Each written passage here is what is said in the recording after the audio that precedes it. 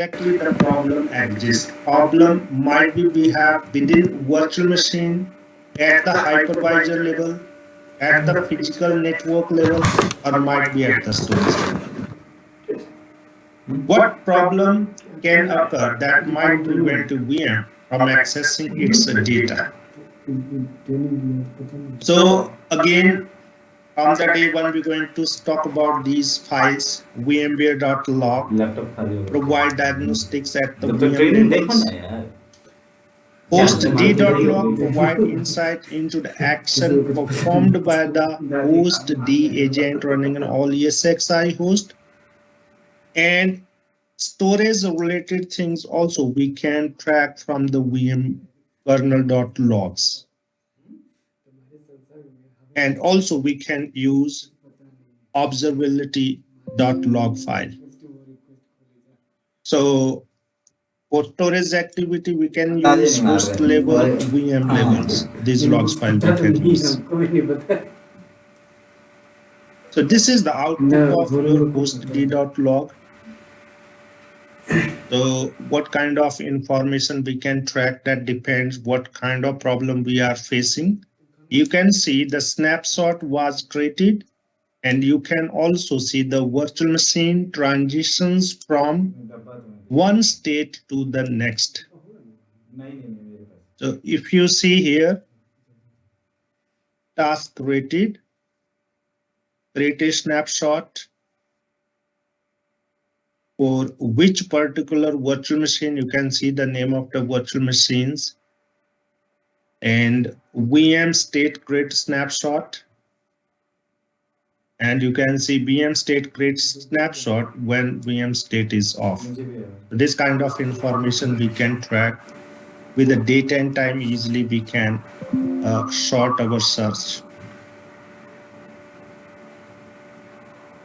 Log entry for creating a snapshot task. So this is also for the snapshot something. Snapshot works, transition mode,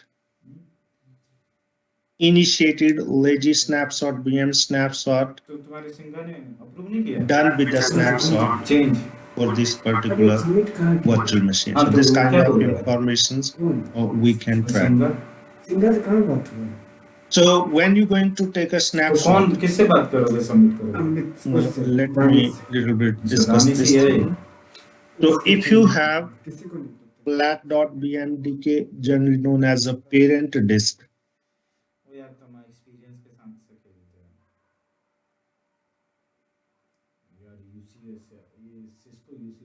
where the operating system application can perform read write. So its total size is 100 GB, but data inside we have 50 GB. And when you take a snapshot, which additional file get created? What is the name of that? ज्यादा पैसे मांगेगा तो नहीं करूंगा भाई, उसको भेजेंगे। अब क्या बोलते हैं? Anyone? What is the name of snapshot file or disk?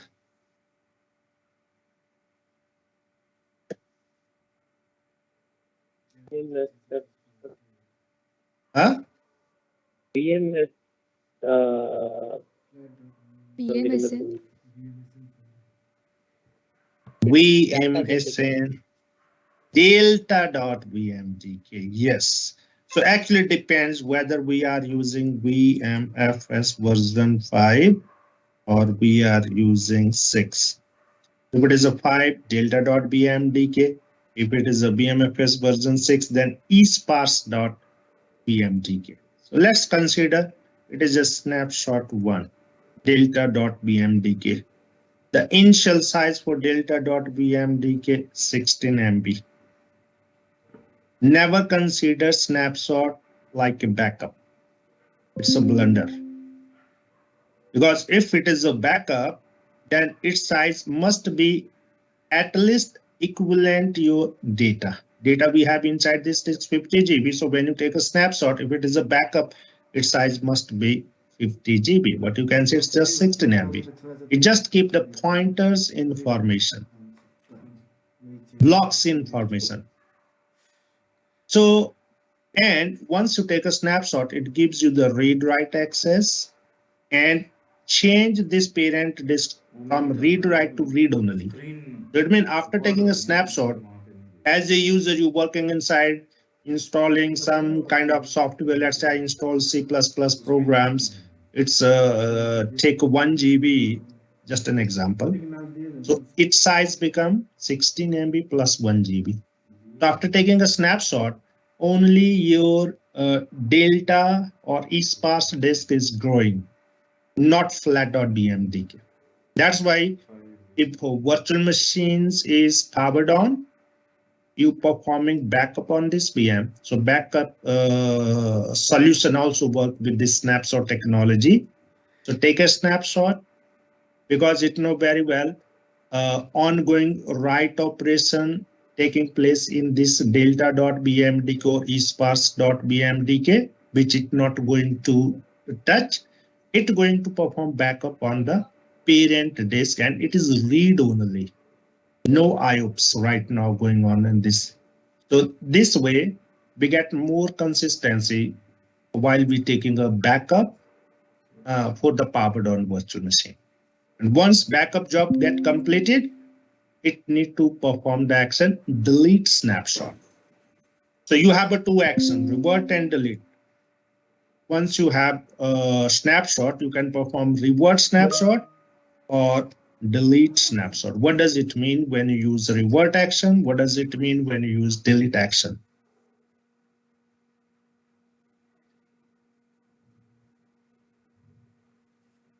When we need to use revert, right click on a VM, revert to its snapshot, or delete.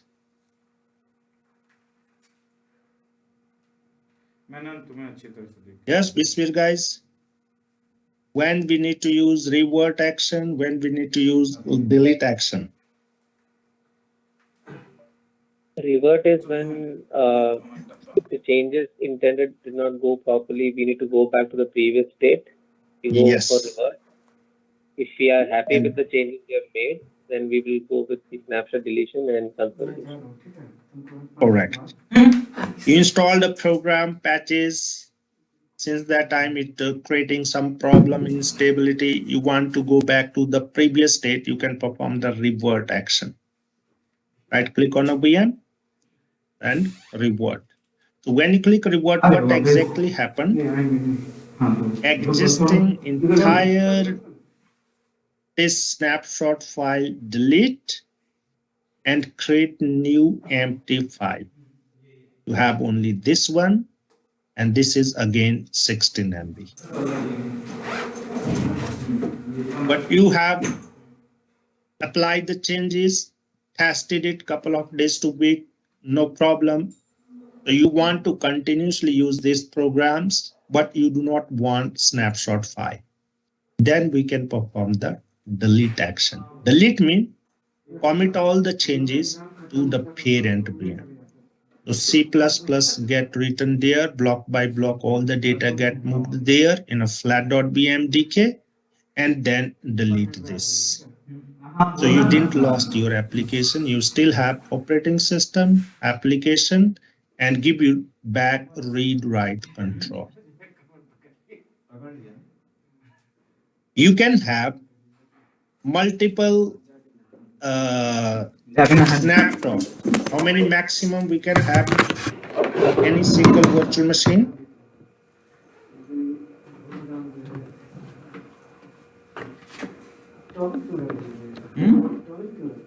वो पानी खींच लेता है। So you can have. It's 32. Yes. Snapshot 2. Snapshot 3. It show to you U pointers. So anytime if you want, you can change this pointer, U pointer. If you connect it to the last one, here let's say we have Java, here we have MS Office. That means user when login in this virtual machine can see all the programs. C++ from the snapshot 1, Java from the snapshot 2, Office from the snapshot 3. And anytime you can change this pointer from last snapshot to first snapshot. If you change it, what programs available for the user who logged in inside the virtual machine?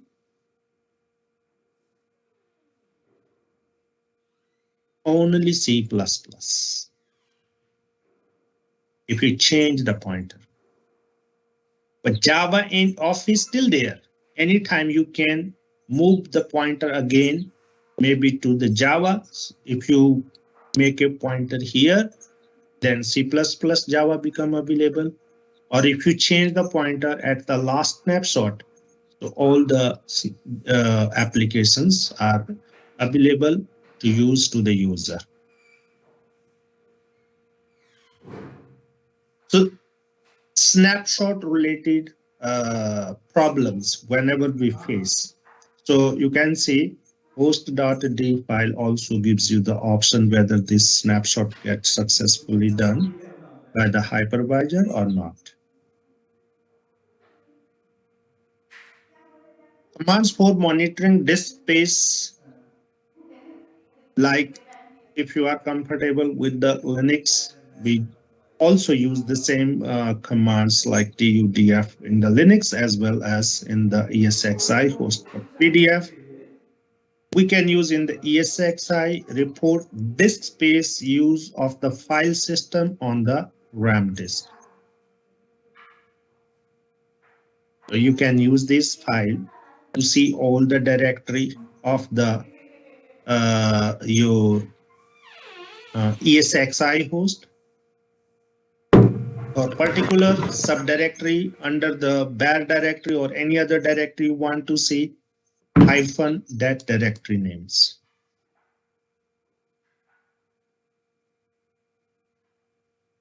And this is in percentage. We can see which particular disk is full. So one of you, if you done the all labs, you can see one of the labs, we have this issue. I think it is the lab number 9. So this way, we comes to know which partition is full, which partition has space or not. And this command also very useful.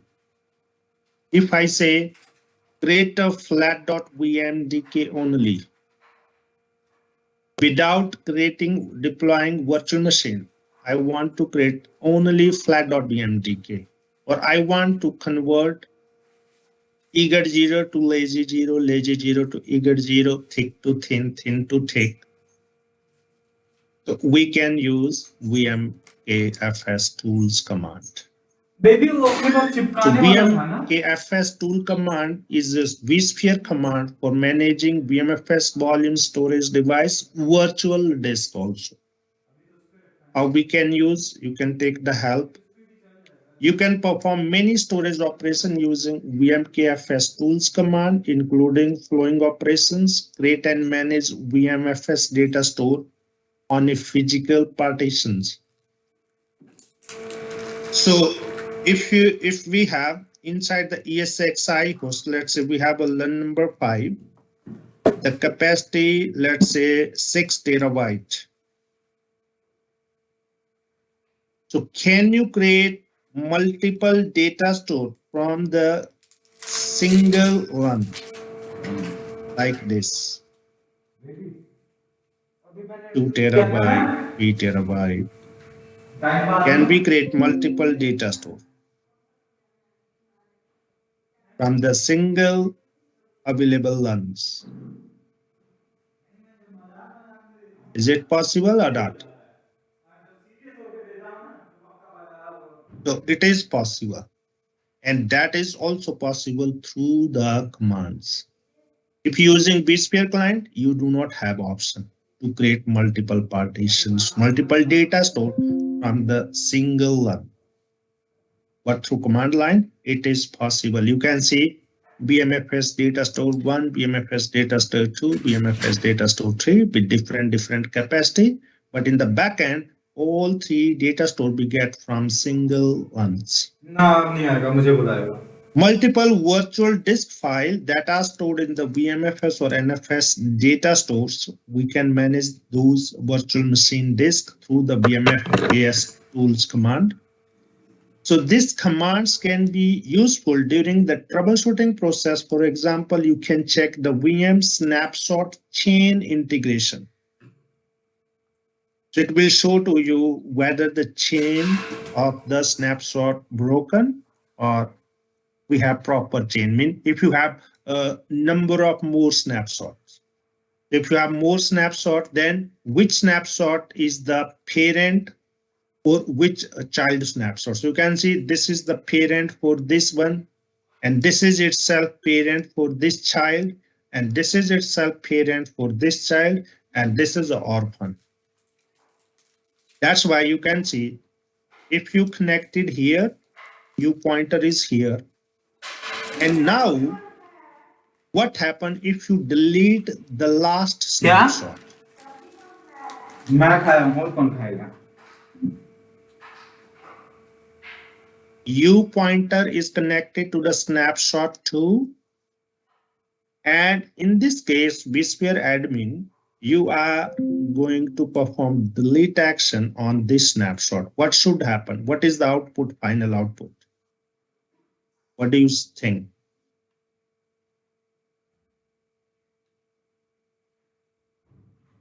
Okay, so if you delete where you are right now, if you delete that one, what should happen? What is the output? What is the result? जब आ जाता है तब बनाना, गरम गरम खाना।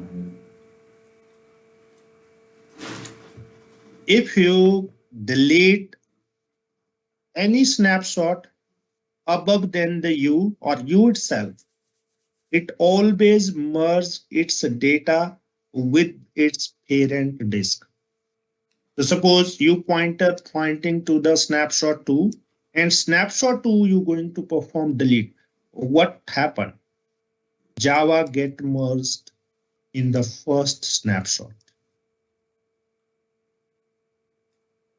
So you have this snapshot, automatically U pointer comes here, and you have C++ in Java. But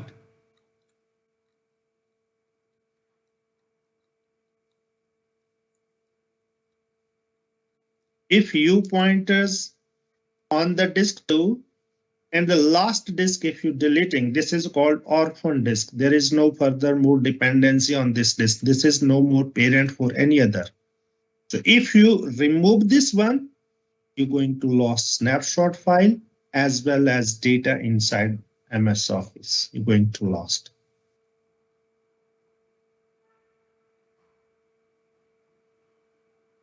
If you are connected to the last snapshot, then regardless which one you want to delete, it always merges its data with its parent. If you delete this one, it merges its data in the flat.bmdk. Or directly, if you delete this one, it merges data to its parent. If you delete the last one, because U pointer also connected to the last one, it merges its data to its parent's second snapshot. So do you have chain particulars in a proper order? Every parent had its own child. There is no link broken among all these snapshots. So that how we can track through the VMKFS tools. You can try to repair VMDK file. It's not flat.vmdk. It's about your descriptor file. Descriptor file you can open in a notepad, WorldPad. So when the snapshot, like we have this one, sparse.vmdk, and we have one snapshot file, S is sparse, it means we are using BMFS version 6. If you are using BMFS version 5, so its name is delta.vmdk, right? A repair attempt might not be successful. What is worth trying? So whenever this snapshot file .vmdk get created per delta per SC surpass. Like for flat.vmdk, you can see two flat.vmdk. When first time you deploy the VM, there are two vmdk. One is descriptor file, another one is your flat.vmdk test file. So descriptor file, if you want, you can open it in the notepad. And sometimes we need it. Open and make some changes inside.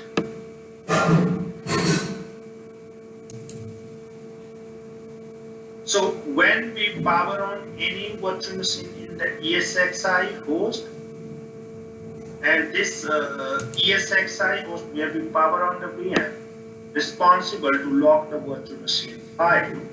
For what purpose? So it's not like other administrator access another ESXi, browse the data store, and delete the virtual machines vulnerability log files. Or if virtual machine already on in the ESXi01, so someone can't register it's on the second host and try to power on its secondary instance. It's not allowed to do that because of locking mechanism. But yes, if you shut it down, now if you want, you can register it with another ESXi host, or if you want, you can delete its file or complete folder if it is a long-term powered on. So multiple ESXi hosts can access VMFS data store because we are using shared data store, one of the mandatory requirements for the DRS HA motion. However, multiple ESXi hosts cannot access the same file on the VMFS data store at the same time. Only one ESXi host process can access file at a time. Only this host can access this virtual machine related file. At the same time, this host cannot access this. When a process accesses a file, the process locks that file. When other process from accessing no other process, no other ESXi can access this file. If it is already powered on, it is locked by the source ESXi.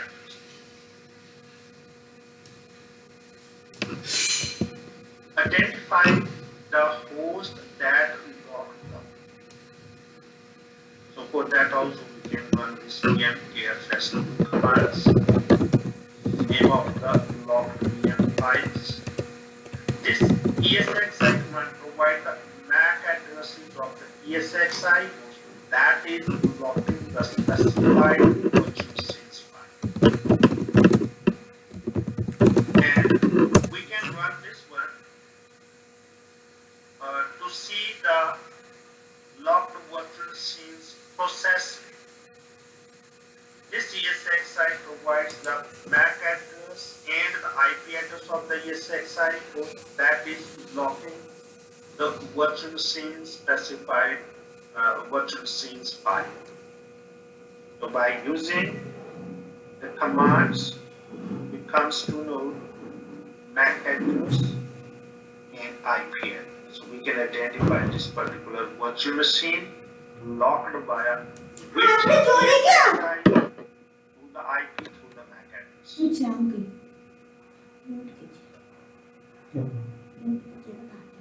And we also can see the virtual machine process IP.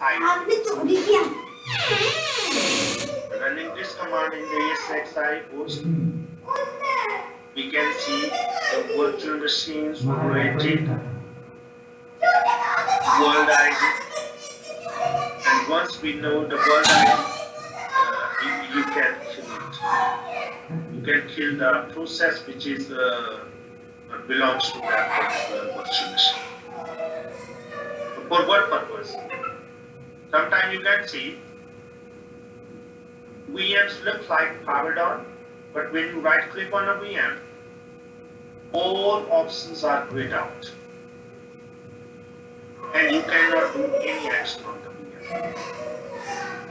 Sometimes you're going to see in the lab, One of the virtual machine looks like it is powered off, but when you try to power on, it gives you the message the VM is already powered. It is not. Because when you run the script, it keeps the process ID as it is.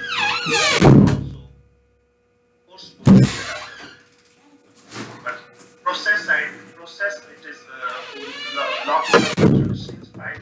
Remain as it is. So when you right click on a VM, the ESXi get impression it is already on because relevant process is still available in the ESXi user. So in that case also we can use this command in the process, so all options becomes available. So now you can power on the virtual machine. So what we discussed, power on related issue we're going to see at the VM level, snapshot related issue, and working VM snapshot by using the command line vmkfs tools. So power on related issue we're going to observe and fix, and this is also regarding your snapshots, and you are going to here see the snapshot files or going to delete some snapshot files with the command line vmkfs tools. So 3 more labs we need to complete. You guys please keep updating me whenever you finish any single line, facing any problem in the lab, I'm here, let me know. So once we done lab 13, let me know, then we can start the last lesson on that is multi-path issues.